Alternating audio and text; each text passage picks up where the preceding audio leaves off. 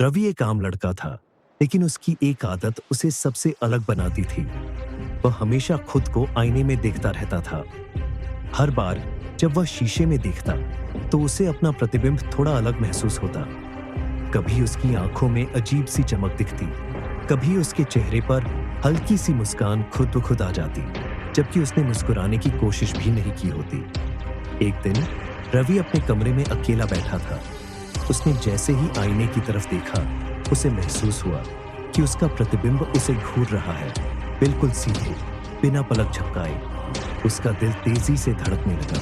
उसने घबराकर दूसरी तरफ देखा, लेकिन जब वापस मुड़ा तो उसका अक्स अब भी वैसा ही था। अचानक आईने के अंदर का रवि हंस पड़ा।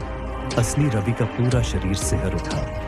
आईने के भीतर का चेहरा धीरे धीरे बदलने लगा। उसकी आंखें काली पड़ गईं और होठों पर एक अजीब डरावनी मुस्कान आ गई। रवि ने घबराकर पीछे हटने की कोशिश की, लेकिन जैसे ही उसने मुड़ने की कोशिश की, शीशे के अंदर का हाथ बाहर निकल आया और उसकी कलाई पकड़ ली।